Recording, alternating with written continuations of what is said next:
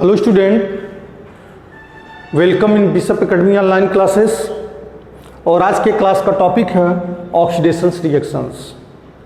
इसके पहले वाले क्लास में हमने chemical property of aldehyde and ketone में बताया था nucleophilic additions reactions, nucleophilic additions reactions followed by the elimination reaction. Third reaction बताया था रिडक्शन रिएक्शन, और रिडक्शन रिएक्शन में हमने डिस्कस किया था क्लीमेंसन रिडक्शन रिएक्शंस और Wolff Kishner reduction reaction. Clemmensen reduction reaction का रिजेंट कौन था तो तुम पता होना चाहिए कि zinc amalgam plus concentrate hydrochloric acid. Wolff Kishner reduction reaction का रिजेंट क्या था? Hydrogen plus aqueous potassium hydroxide का सॉल्यूशन, और दोनों के केस में करिस्पॉन्डिंग हाइड्रोकार्बन का फॉर्मेशन हो रहा था। आज का न्यू टॉपिक है ऑक्सीडेशंस रिएक्शन। यह chemical property of aldehyde and ketone का फोर्थ टॉपिक है, ऑक्सीडेशंस रिएक्शन। तो ऑक्सीडेशंस रिएक्शन में पहला पॉइंट है oxidations of the aldehyde. Aldehyde का ऑक्सीडेशंस, एल्डिहाइड के इसमें स्टेटमेंट क्या लिखेंगे? एल्डिहाइड के ऑक्सीडेशंस में एल्डिहाइड यह इजीली ऑक्सीडाइज हो जाता है। Aldehyde are easily, aldehyde are easily oxidize into the, किसमें ऑक्सीडाइज होता है? Into the corresponding carboxylic acid में, करिस्पॉन्डिंग कार्बोक्सिलिक एसिड में। Aldehyde are easily oxidise into the corresponding carboxylic acid. Clear है? करिस्पॉन्डिंग कार्बोक्सिलिक एसिड में ये oxidise हो रहा है। और एक टर्म और है containing the same number of carbon atom, same number of carbon atom. इसका मतलब समझ रहे हैं कि जितना number of carbon atom aldehyde में होगा उतना ही number of carbon atom carboxylic acid में भी बनेगा। कार्बन के एटम में कोई भी चेंजिंग नहीं आएगी। फॉर एग्जांपल में R C double bond O H aldehyde है। अगर इसका ऑक्सीडेशन कर रहे हैं तो यह किस में चेंज हो जा रहा है? R C double bond O H में। ये कार्बोक्सिलिक एसिड है, समझिएगा इसमें कि R C double bond O H oxidize हो रहा है। अब ये ऑक्सीजन कहाँ से मिला है अभी हम इसके बारे में बताएंगे। इसका स्रोत कुछ भी हो सकता है, स्ट्रांग ऑक्सीडाइजिंग एजेंट या weak oxidising agent. Strong oxidising agent पे आपने पढ़ा होगा कि alkaline potassium permanganate, acidified potassium dichromate, concentrate nitric acid, ये सब स्ट्रांग ऑक्सीडाइजिंग एजेंट हैं। ये तुरंत ऑक्सीजन को दे सकते हैं। तो यह ऑक्सीडाइज होकर के किस में चेंज हुआ? कार्बोक्सिलिक एसिड में। एल्डिहाइड, एक टर्म और इसमें हमको जोड़ना है। जोड़ना क्या है कि aldehyde are easily oxidise into the carboxylic acid. Aldehyde are easily oxidise into the carboxylic acid. Why?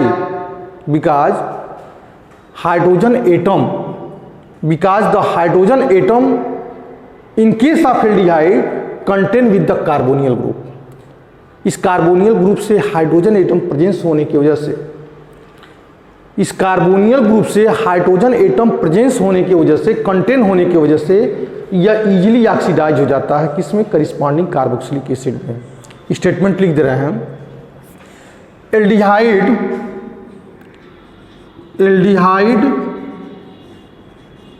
Are aldehyde are easily oxidise, aldehyde are easily oxidise into the carboxylic acid, into the carboxylic acid due to the contain of, due to the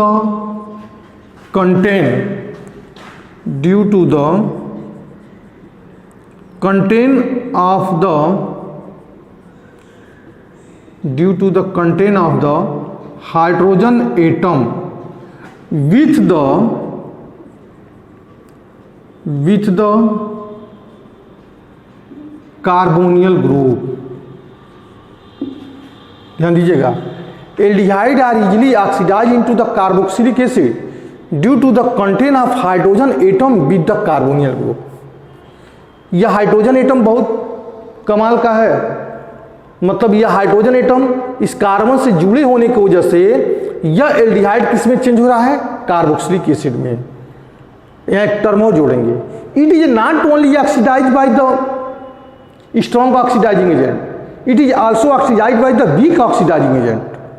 यह सिर्फ इतना ही नहीं है, इस hydrogen atom जो hydrogen atom है जो इस कार्बोनियल कार्बन से जुड़ा हुआ है, यह सिर्फ स्ट्रॉन्ग ऑक्सीडाइजिंग एजेंट के द्वारा कार्बोक्सिलिक एसिड में चेंज नहीं होगा, बल्कि यह वीक ऑक्सीडाइजिंग एजेंट भी इस एल्डिहाइड को करिस्पॉन्डिंग कार्बोक्सिलिक एसिड में चेंज कर सकता है। अब वीक ऑक्सीडाइजिंग एजेंट क्या है अभी हम बता रहे हैं। कंटेन विद द हाइड्रोजन, लिखा contain of the hydrogen atom with the carbonyl group. Aldehyde not only aldehyde not only oxidize aldehyde not only oxidized by the strong oxidizing agent, aldehyde not only oxidize by the strong oxidizing agent. Strong oxidizing agent तो तुम्हें पता ही है कौन है, it is also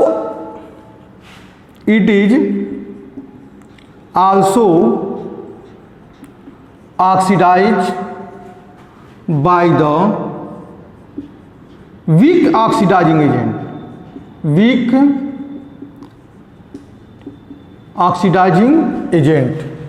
oxidising agent. और weak oxidising agent समझते किसको बोलते हैं, सच एज टोलन रिजेंट, बहुत इंपॉर्टेंट है, सच एज टोलन रिजेंट। और इसके अलावा क्या है weak oxidising agent, such as the Tollens reagent and Fehling solution. अभी सोचोगे ये कौन सा सोल्यूशन है भाई, तभी हम बता रहे हैं फेलिंग सोल्यूशन। यह हाइड्रोजन एटम जो कार्बोनियल कार्बन से जुड़ा है, ये जुड़ने की वजह से, यह हाइड्रोजन एटम के प्रेजेंस होने की वजह से aldehyde not only oxidize by the strong oxidizing agent but also it is also oxidize by the weak oxidising agent such as the Tollens reagent and Fehling solution. Clear है। Tollens reagent क्या है, तो यहां कुछ भी हो सकता है, इस पोजीशन पे कुछ भी हो सकता है। कुछ भी का मतलब समझ रहे हैं, सिर्फ स्ट्रॉन्ग ऑक्सीडाइजिंग एजेंट नहीं हो सकता है, यहां वीक ऑक्सीडाइजिंग एजेंट भी लिख सकते हैं। स्ट्रॉन्ग ऑक्सीडाइजिंग ही सिर्फ नहीं होगा, बल्कि क्या हो सकता है, वीक ऑक्सीडाइजिंग एजेंट भी लिख सकते हैं। अब यहां पे देखिए टोलन रिजेंट क्या है। अब इसमें एक चीज और जोड़ना है, उस चीज को हमको बताना है कि एल्डिहाइड, इस रिएक्शन में aldehyde act as like reducing agent. यहां लिख दें aldehyde act as like reducing agent. कैसे रिड्यूसिंग एजेंट, टोलन रिजेंट और फेलिंग सोल्यूशन को रिड्यूस कर रहा है। ध्यान दीजिएगा, टोलन रिजेंट और फेलिंग सोल्यूशन को एल्डिहाइड रिड्यूस कर रहा है, स्वयं क्यों क्या हो रहा है, ऑक्सीडाइज हो रहा है। तो अपना जब खुद का वो रिड्यूसिंग एजेंट होगा तभी तो दूसरे को ऑक्सीडाइज करेगा। तो एल्डिहाइड क्या है, रिड्यूसिंग एजेंट है। एल्डिहाइड क्या है, रिड्यूसिंग एजेंट है। समझ में आ रही बात ना, एल्डिहाइड रिड्यूसिंग एजेंट है, जो सोडियम फेलिंग सॉल्यूशंस या टोलन रिजेंट को क्या कर रहा है, टोलन रिजेंट और फेलिंग सॉल्यूशन को रिड्यूस करके स्वयं को ऑक्सीडाइज हो रहा है। तो अब टोलन रिजेंट क्या है, टोलेन रीजेंट कैसे बनाएंगे। टोलेन रीजेंट में देखिए, ये टोलेन रीजेंट लिख रहे हैं, यह सॉल्यूशन है Tollens reagent. Tollens reagent, Tollens reagent is the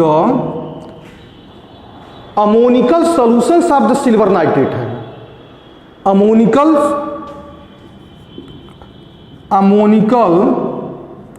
थोड़ा सा और तुम लोग कॉपी में बढ़ा चढ़ा के लिख लेना, क्योंकि मैं वो शॉर्ट फॉर्म में इस वहाँ पे एक्सप्लेन कर रहा हूँ।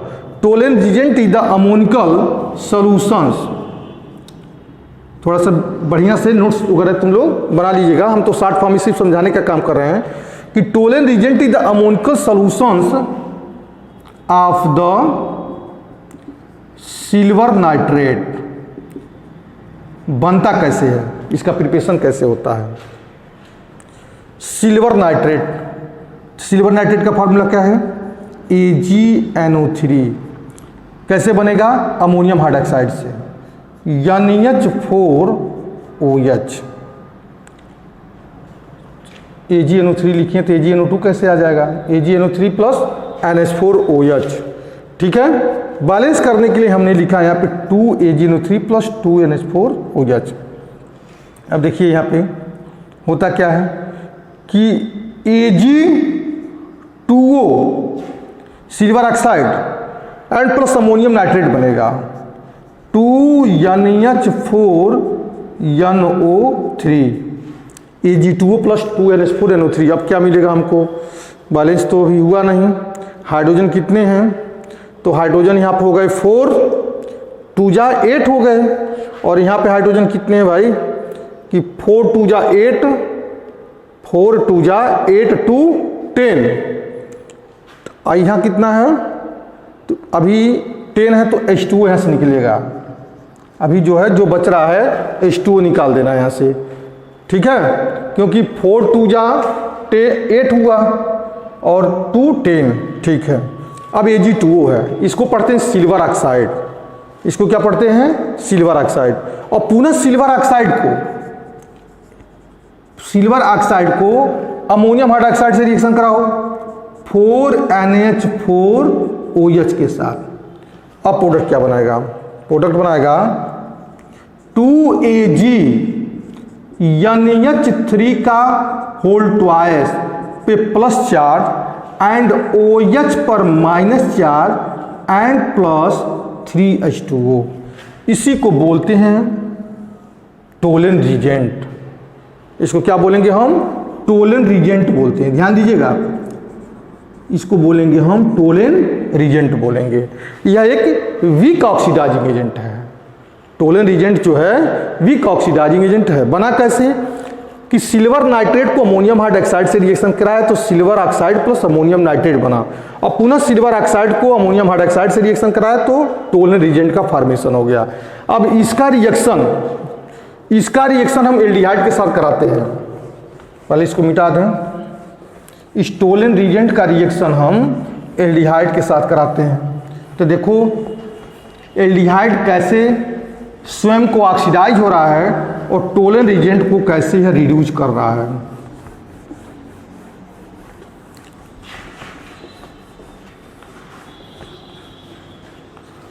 देखिए इसमें एल्डिहाइड हमारे पास RCHO एंड प्लस, इसको लिखे यहाँ पे 2AgNH3 का 2 टाइम्स प्लस चार्ज, OH है ना, यहाँ पे लिख दो प्लस 3OH पर minus charge.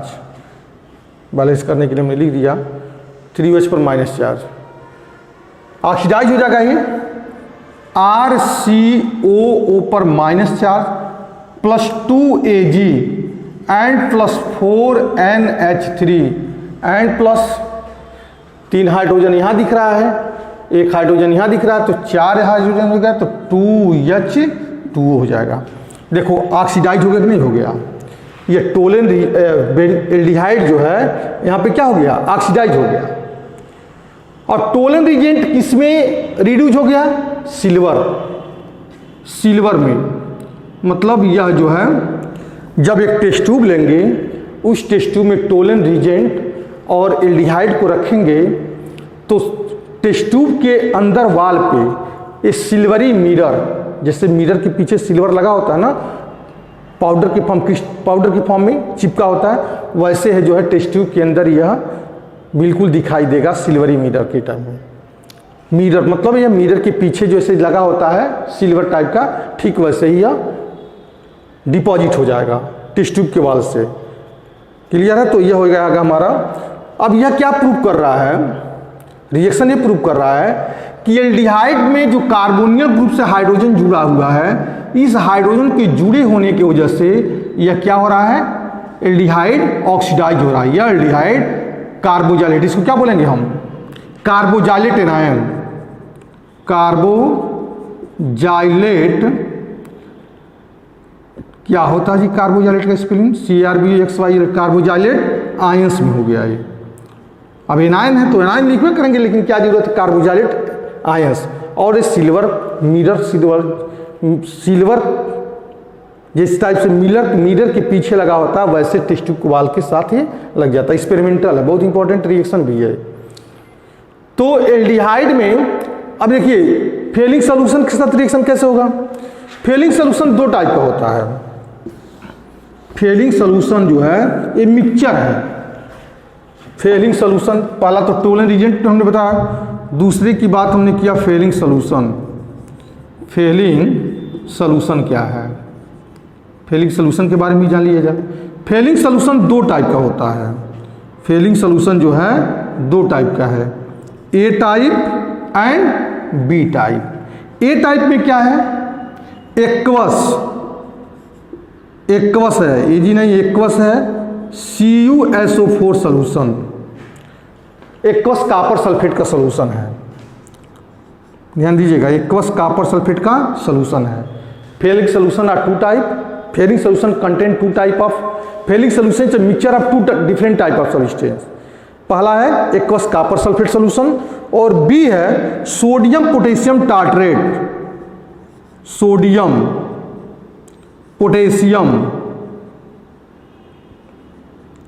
Potassium tartrate, TARTARATE, sodium potassium tartrate. ठीक है, सोडियम पोटेशियम जो होता है टार्ट्रेट होता है। कैसा, एल्केलाइन है। मीडियम क्या है इसका, एल्केलाइन है। एल्केलाइन यहाँ पे सही से थोड़ा सा लिख देना, alkaline sodium potassium tartrate. Alkaline इधर लिख दे रहे हैं, alkaline sodium potassium tartrate. Fehling solution दो टाइप का मिक्सचर है। ये मिक्सचर है दो डिफरेंट सब्सटेंस का मिक्सचर है। कौन, एक होता है एक्वस कॉपर सल्फेट सॉल्यूशन, दूसरा है एल्केलाइन सोडियम पोटेशियम टार्ट्रेट का सॉल्यूशन। दोनों को मिक्स कर देंगे। कैसे टेस्ट करते हैं, 50% इसका सॉल्यूशन 50% इसका सॉल्यूशन, दोनों को ले लेते हैं, दोनों के सॉल्यूशन को ले लेते हैं और उसमें एल्डिहाइड को रख देते हैं। एल्डिहाइड को रखने के बाद जो है हम गर्म करते हैं। एल्डिहाइड को रखने के बाद उसको क्या करते हैं, हम गर्म करते हैं।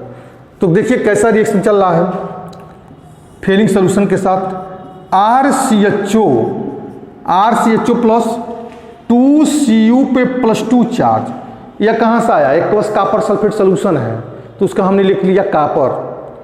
कैसे वो रिड्यूस कर रहा है, कैसे मतलब ये ऑक्सीडाइज हो रहा है और सोडियम एक्वस फेलिंग सॉल्यूशन को कैसे रिड्यूस कर रहा है। RCHO मतलब एल्डिहाइड कैसे ऑक्सीडाइज हो रहा है और फेलिंग सॉल्यूशन को कैसे रिड्यूस कर रहा है। तो 2Cu पर +2 चार्ज एंड प्लस 5OH पर माइनस चार्ज। देखो RCOO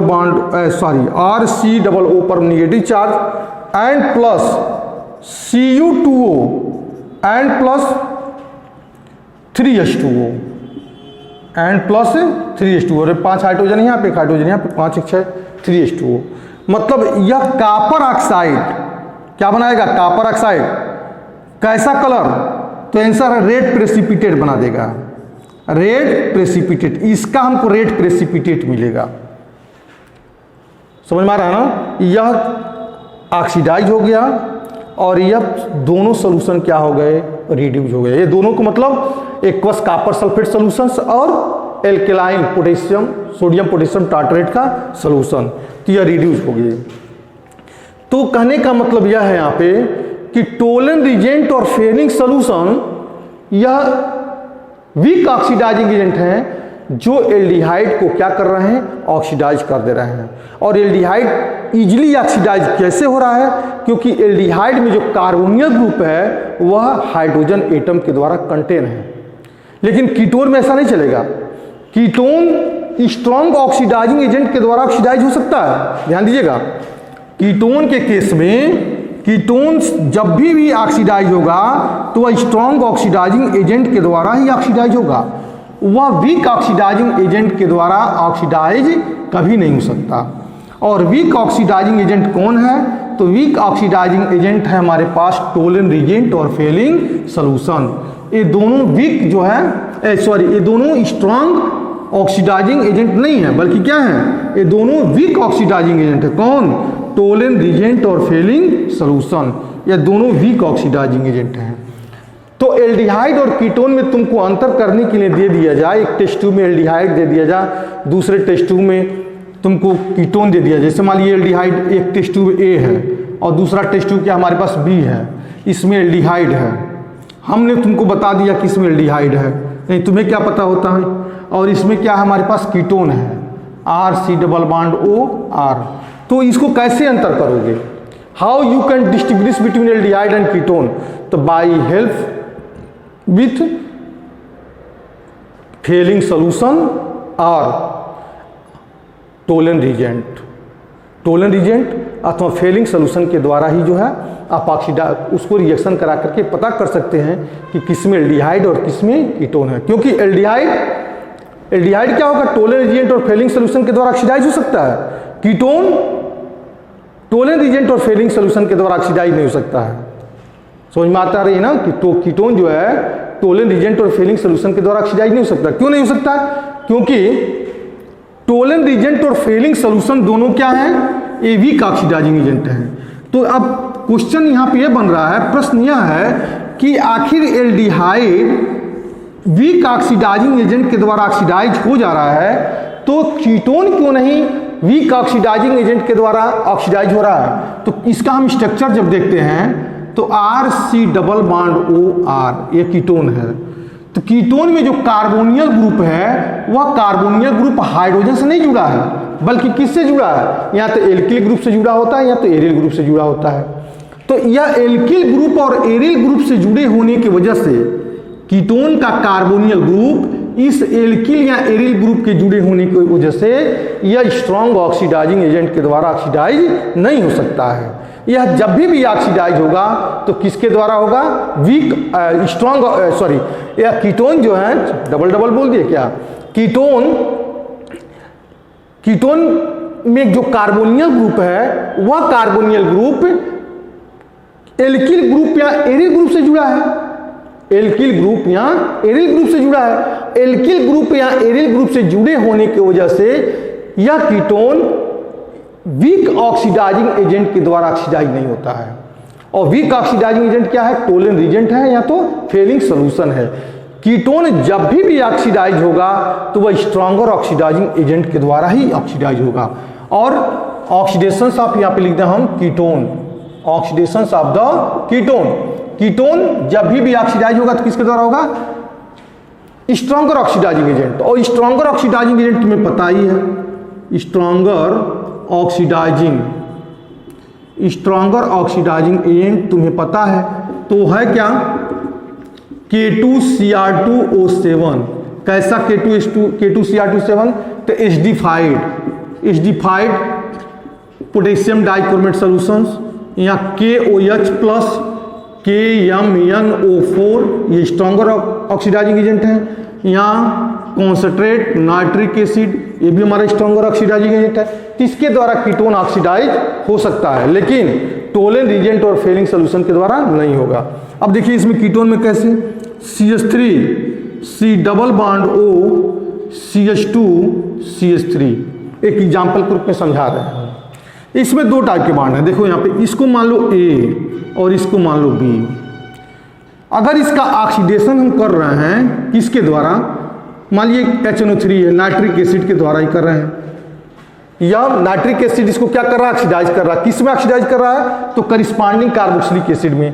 तो मान लीजिए अगर बी से बॉन्ड टूटता है, दो पार्ट में इसको टूटेगा, दो पार्ट में यह टूटेगा, बी से टूटता है तो प्रोडक्ट क्या बनाएगा, देखिए बी से अगर टूटता है तो बन जाएगा CH3COOH एंड प्लस यह हो जाएगा CH3, बी से टूटेगा तो CH3COOH, CH3 एक और बार लिख दे रहे हैं हम यहाँ पे CH2CH3, साफ साफ लिख दे रहा है CH3 CH2 CH3 ऐसे करके लिखते हैं।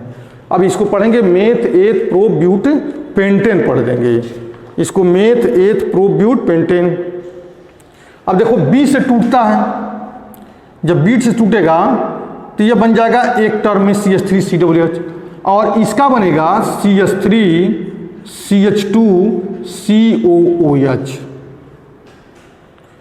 CH3COOH and CH3CH2OH।